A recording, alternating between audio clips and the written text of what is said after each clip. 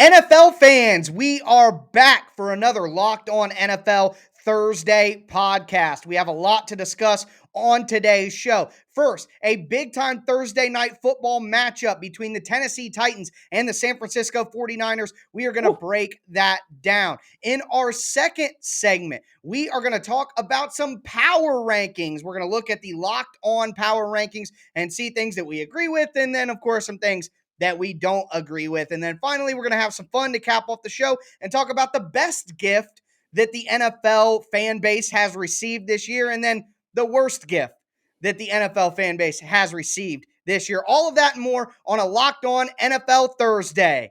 Let's roll. You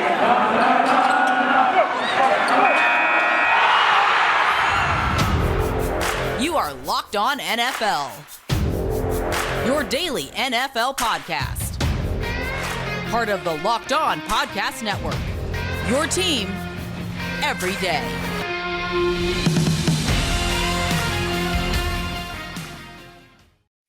NFL fans, I am Tyler Rowland, host of Locked On Titans, here with Alex Clancy, host of Locked On Cardinals, and we are excited to kick off this Week 16 slate of football. We are going to talk about this Thursday night football game first. Before we do, want to thank you guys for making the Locked On NFL podcast your first listen every day. Make sure you subscribe on whatever platform you do stream so you never miss an episode. We are going to dive into this Thursday night football matchup between the team that I cover on a daily basis, the Tennessee Titans, and one of the team that Alex covers, his division rival, the San Francisco 49ers. So obviously, Alex, I'm gonna start off and kind of take the lead here on this. The Titans are going to be without their starting left side of the offensive line. They are already one of the worst pass protection teams in the NFL. They're going to be going up against Nick Bosa, who has been absolutely on fire as of late. I got to tell you, if I'm the Titans, I'm having 911 on speed dial, and I am putting some extra padding on Ryan Tannehill and maybe even reserving a hospital bed for him for what may happen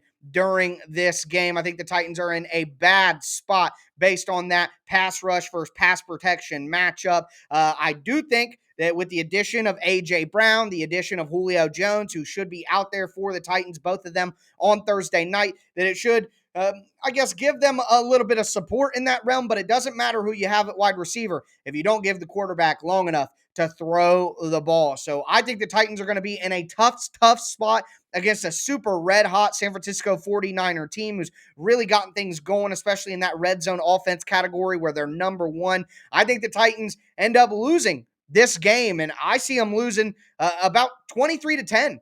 Honestly, I don't think it's going to be very close. The Titans have had 13 turnovers combined in 3 of their last 4 games, so they're going to turn over the ball. Bosa's going to be all over Ryan Tannehill, and I just don't see how the Titans are going to be able to score consistently in this game to keep up, and then they're going to put San Francisco in advantageous situations with the turnovers to make it easy on their offense, even though the Titans have a good run defense. I just don't think that the Titans have the pass blocking necessary to win this game. I thought that before I found out that the Titans starting left guard and starting left tackle were out. I believe that even more now with that news. So considering all that, I know it's tough to go against, what I am saying here as I cover the team every day, but I know that you focus on the NFL a lot. So how do you see this matchup playing out? I want to throw up because Kyle Shanahan's done an exemplary job the second half of this season. He really has. And Bo Brock, co-host of myself, Locked On Cardinals, we like to make fun of Shanahan, poke fun at him because he's only had one non-10 loss season as a head coach since he's taken over there. Obviously, they made the Super Bowl that year. As the running game goes, the 49ers go. As healthy as Jimmy Garoppolo goes, the 49ers go. When both of those are working, regardless of who's running the ball, the 49ers are dangerous. And the reason why the 49ers are dangerous is on top of all of that this year, it was always in the conversation like, if Deebo Samuel can stay healthy and he can pop, this team is going to be very dangerous offensively. I'll tell you what, DJ Samuel is healthy and he's dangerous and he's popping as we speak. Him running the ball is not fair. It's LeBron James running the football. It's something that with that run scheme, so genius by Kyle Shanahan. Listen, I don't like to give him a lot of praise, but that team has been a top 5 team in the NFL the last handful of weeks. Like, you don't want to play them. Get off it with the Jimmy Garoppolo loathing. Jimmy Garoppolo is a very above average, serviceable quarterback. When you play him in the game plan, it's a Jim Harbaugh, Alex Smith relationship. It's these are the 6 plays we're going to run, and this is what's going to make you a star. And Alex Smith made over $100 million after Jim Harbaugh was done with him. So Garoppolo got it early. But yeah, on the other side with Tennessee, you can't win when everybody's injured. And it's so unfair that people are like, you can never use injuries as an excuse. You can when your whole offense is injured. And I know that A.J. Brown's going to be back. I get that, okay? But it's still, this is a pass blocking, run first majority of the time offense. And when you don't have Derrick Henry, it's just not fair. It's just not fair. Now, they are still one of the better teams in the AFC with all those injuries. I still think San Francisco is going to roll. And I think they're a 3-point favorite as of right now to BetOnline. We'll talk about BetOnline in the second part of our second spot block. But I think San Francisco is going to roll. I mean, because they can play anywhere. This is the time of year. We talked about this last week. Teams that can play anywhere, run, slow the clock down, and throw, they're going to be dangerous. And San Francisco is one of those teams. Yeah, and the Titans have a really good run defense. They've only allowed 43 rushing yards in the last 2 games combined. Now, one of those was against Jacksonville, and as I've said all week on my personal show, Jacksonville is not an NFL team right now, so it's kind of hard to take anything that happened in that game into account. So I kind of throw that out. But the Titans are a good run defense. But one of the big things is they use a rookie cornerback, Elijah Molden, as their slot cornerback on rundowns because he's a great blitzer. He's great physical in the run game. They're going to be without him as he's on the COVID list. So you don't have a guy who really tilts the scale numbers-wise because the Titans can stay in nickel but still be good in run defense. And when you're going up against a team that runs the ball so well and has George Kittle on the perimeter, I just think there are a lot of things that are setting up for the Titans. And you're right, you can't use injuries as an excuse in the NFL, but the reality is the Titans have had the most injuries in NFL history. They've had the most players on the active roster in the history of the league. So I don't think it's just a normal injury situation for the Titans, but they are getting A.J. Brown back. They will have Julio, so maybe they'll be able to get some things done, but I just don't see a consistent offensive approach from the Titans. We are going to get into the power rankings in this game before we do, or the power rankings that we put together before this game kicks off from the Week 15 action. Before we do want to tell you guys about StatHero. No one plays daily fantasy sports to lose. Winning feels so much better, but traditional fantasy sports are a long-time losing proposition because you never know who or what you're up against. StatHero is the first of its kind daily fantasy sports platform where it's you against the house in a head-to-head fantasy matchup where the winner takes all. And here's the crazy part. StatHero shows you their lineup before you play, and you handpick your team that you want to face one-on-one. This never-before-seen innovation in fantasy sports and sports betting has StatHero players clocking odds that are over 4 times better. Why? Because you don't have to compete against thousands of experts or unknowns. StatHero puts you in control of your fate. With StatHero, you're in control of the stakes. You decide how much you're going to play for, and StatHero has no choice but to take it because they're daring you to beat them. StatHero head-to-head is what daily fantasy should be, one-on-one. So sign up for free right now at stathero.com/lockedon. Use the promo code LOCKEDON. You're going to get a 100% deposit match. That's stathero.com/lockedon. Use promo code LOCKEDON for a 100% match. stathero.com/lockedon. Promo code LOCKEDON. Terms and conditions apply.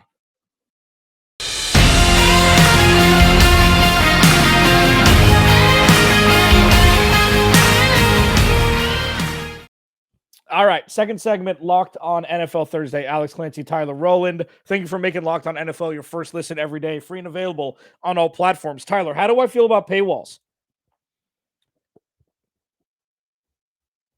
I do not like paywalls. That's you hate for sure. You hate them. Yeah, you hate them as much as me being on mute, taking a drink of water. Well, I didn't want to say anything. Follow him at Tic Tac Titans. Follow me at Clancy's Corner. Check him out on Locked On Titans every day. Me, myself, and Bo Brock, Locked On Cardinals. So it's time for power rankings. It was a weird week because there was a double header on Tuesday night, yielding kind of a step back in power rankings for the Locked On NFL Network, where we rank the teams. I feel like these are the best that we've seen from everybody. And Tyler's gonna put it up here. Packers are the best team in the NFL right now. I feel like that's pretty obvious. So Hands let's down. just run down the top 10 for those that are listening at home. Packers, Chiefs, Rams, Bucks, Cowboys, Cardinals, Colts, Patriots, Bills, Chargers, Titans, and then 49ers are at 12. I feel like, so those are, if you're in fantasy sports, those are your ones. QB1, wide receiver 1 through 12. And I feel like that's about right. The Chiefs are catapulting up this list, skyrocketing up this list to the 2 spot. The Rams after an ugly win against Seattle. And then the Bucks, Cowboys, Cardinals round out the top 6 with the Colts right behind, who the Cardinals play Saturday. I feel like this is about right. I feel like the Locked On NFL host knocked it out of the park here. What say you, Tyler Rowland?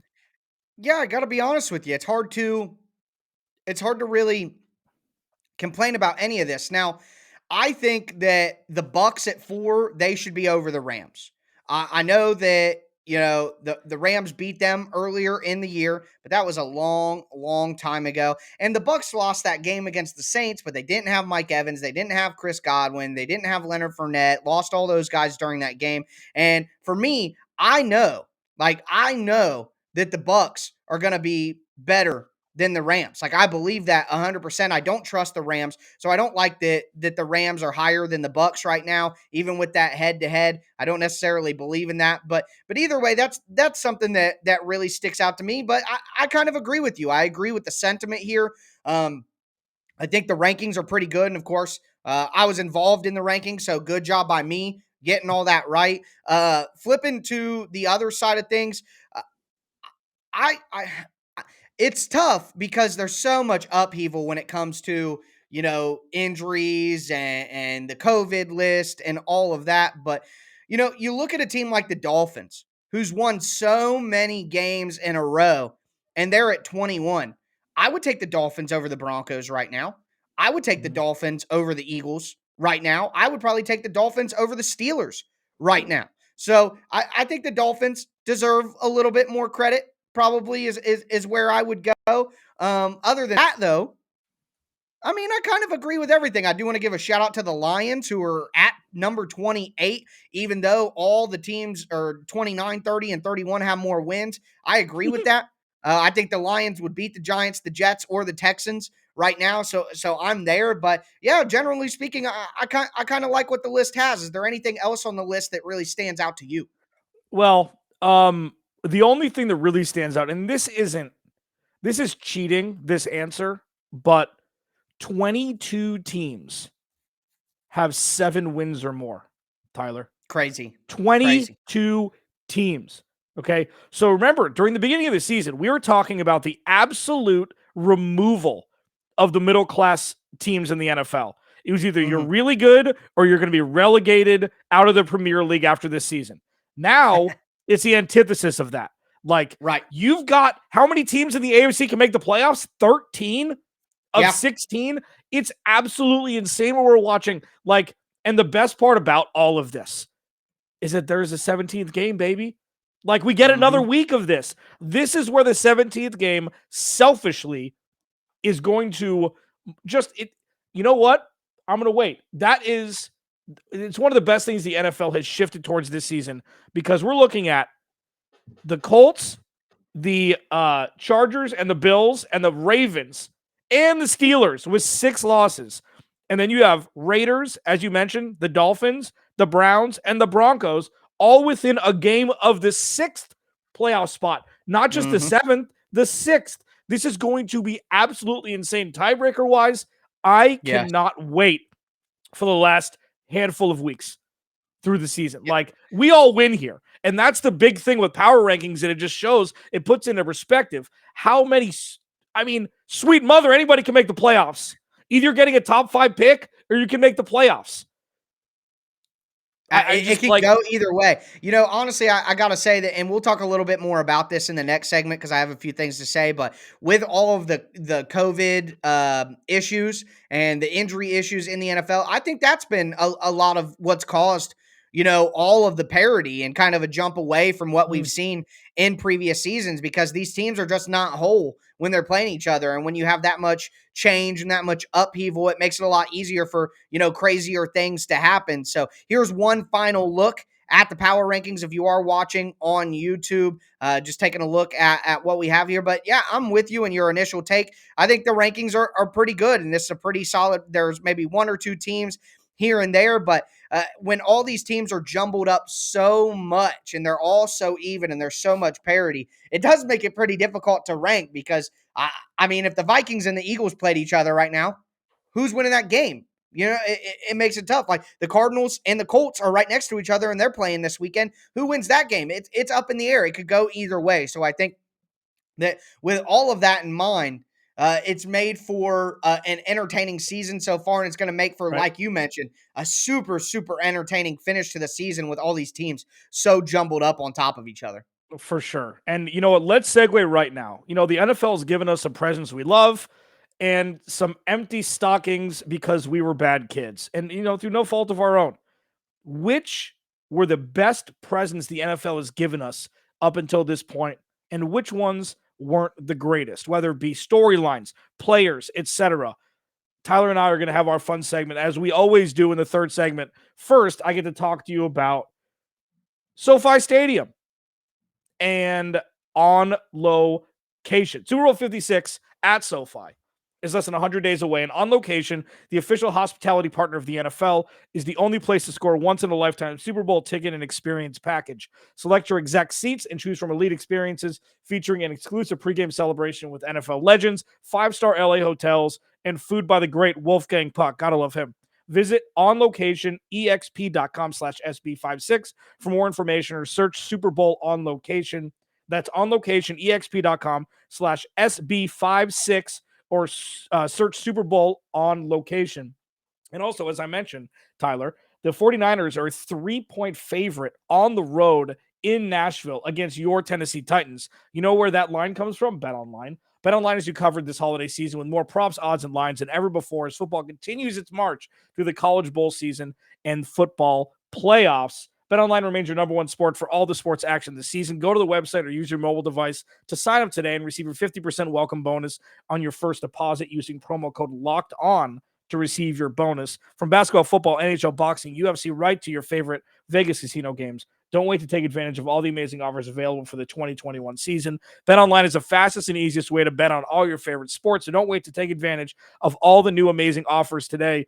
BetOnline, that was a nailed live read compared to the crap that I put up last week. Excuse me, BetOnline. BetOnline, where the game starts.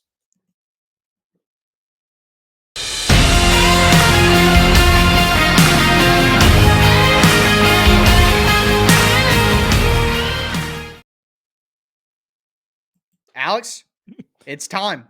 I'm ready.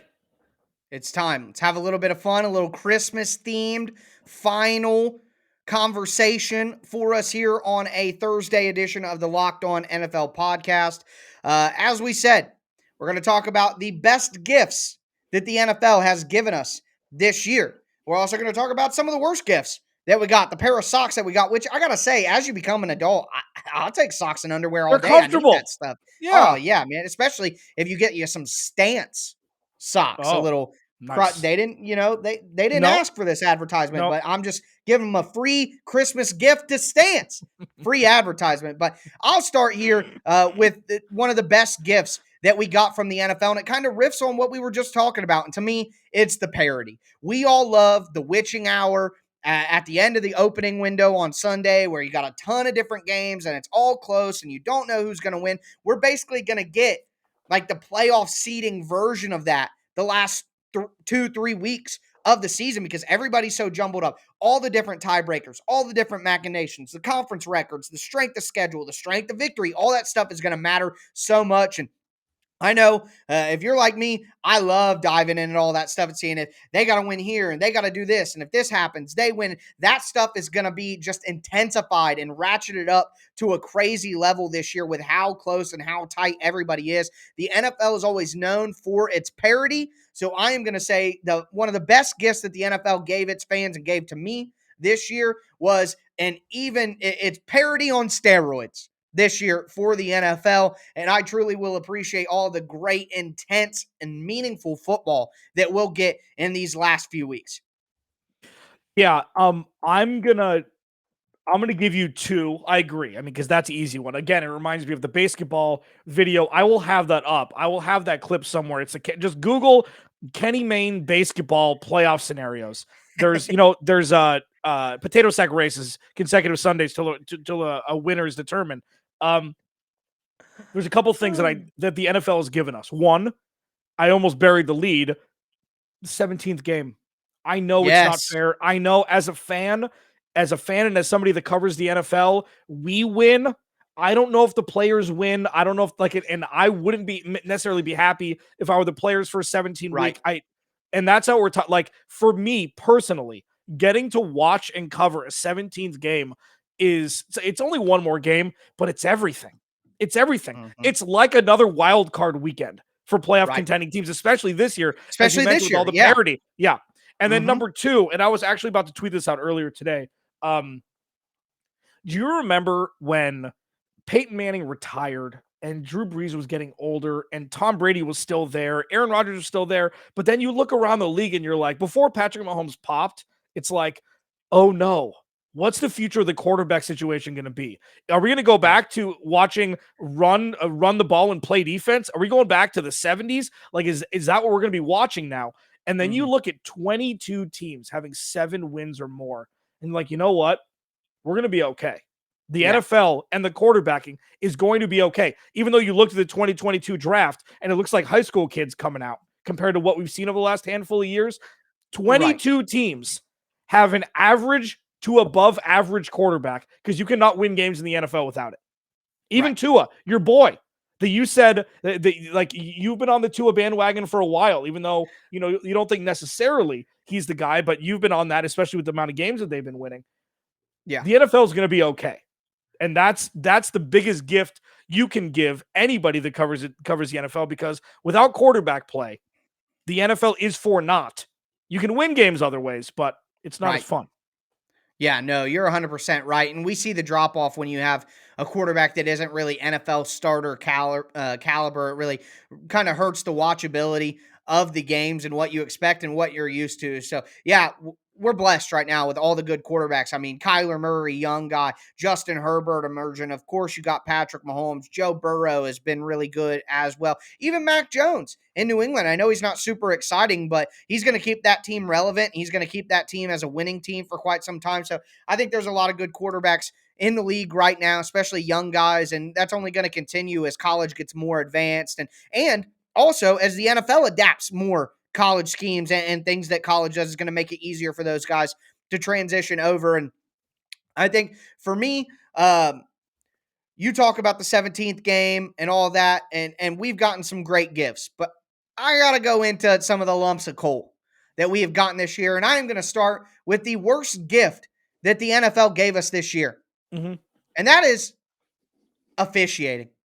Okay, I forget what player it was. It's a current NFL player, maybe someone who just recently retired. I retweeted it on my Twitter, but he said last night during the Tuesday night games, we expect these officials to have regular jobs and then come do officiating. They should be full-time in programs all season. And the player said, why aren't officials watching film? If they don't understand what teams are trying to do, then how can they understand where teams are taking advantage or where penalties are actually happening? I think that the NFL is putting the officials in a position to fail, quite frankly. And one of the big things that did it was that taunting rule. Nobody wants to see that. Like, the taunting rule is one of the symptoms that comes from the overall problem, which is how the NFL does not make the officials. Like, it should be a full-time, every day, Monday through Friday, every week, all year round. When they're not officiating games, they should be studying film. They should be watching tape. They should be the NFL has to put officials in a better position to succeed. And also, why are we measuring first downs and yardage and spots with a chain and 2 posts? What is going on out here? Like, if the NFL wants to come out and say, hey, it's just more dramatic to bring the chain link out there and see where it's at and it's better for TV, I can at least accept that. But right now, I see no reason whatsoever why the goal line doesn't have a sensor in it that goes all the way across. So we don't got to look and see if the ball made it past or whatever. Did it hit the sensor or not? There's a sensor in the top of the pylon. There's a sensor at the bottom.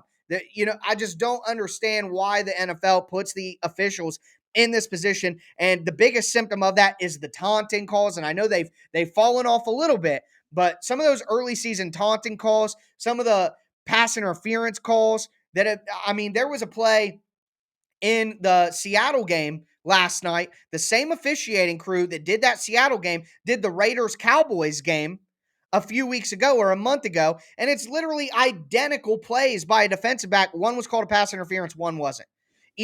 And one thing that I've noticed is there was a play in the Titans-Steelers game that got reviewed without a review. It wasn't a reviewable situation. It wasn't a turnover. It wasn't, a touchdown, anything like that. There wasn't a challenge by a coach, but the official, I don't think he meant to do this, but he said, after review, the call has been changed to blah, blah, blah. Well, there was no review initiated. The official didn't go review anything. He got in his ear a little buzz from the league. Hey, change that call right away. That's not the right call.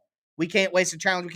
We need more of that. The NFL is a $10 billion company. And people say that, they review these things in Secaucus, or that's the NBA. They review these things in New York on the primetime games because there's so much visibility that they don't want the officials to really screw up.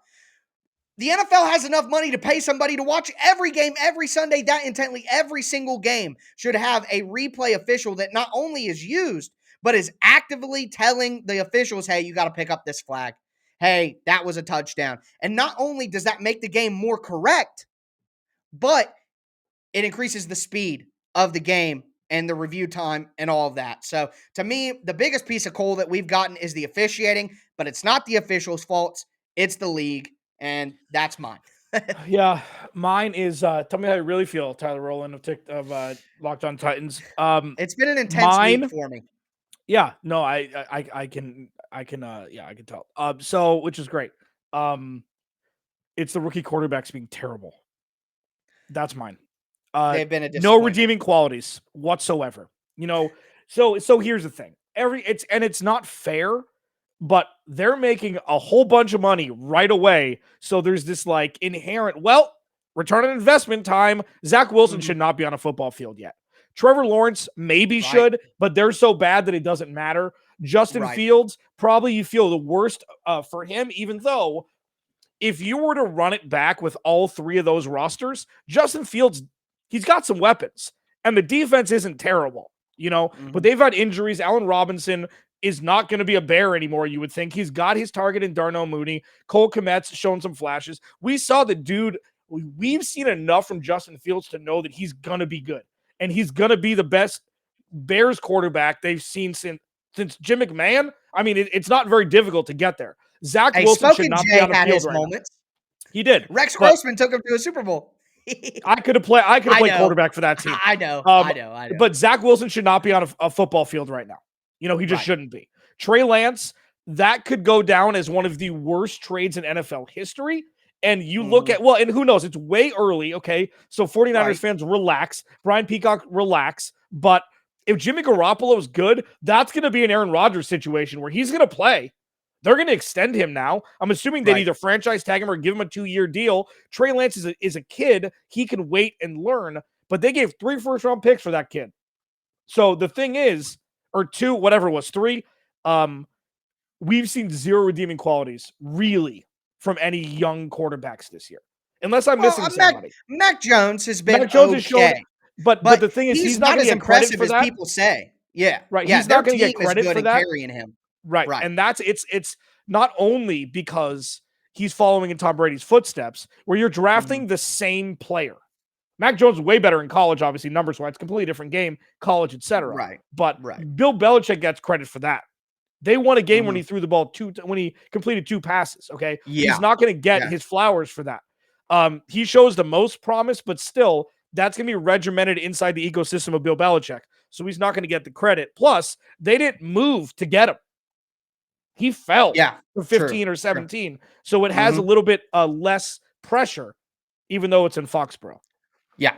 That makes all the sense in the world. Well, Alex, this is our holiday edition of the Thursday Locked On NFL show. We did the Woo! Thursday night preview, talked some power rankings, did some gifts, did some coal that we've gotten from the NFL as fans and people who cover the team. I hope you guys have a great holiday. Enjoy Christmas. Enjoy the weekend of football. All kinds of sports going on this weekend. Make sure you check out all of the Locked On podcasts for all your favorite teams, all the national shows. We're going to have you completely covered during this sports holiday season. But that's going to do it for me, Tyler Rowland of Locked On Titans. That's going to do it for Alex Clancy, host of Locked On Cardinals. We will be back with you guys next week. Enjoy the weekend.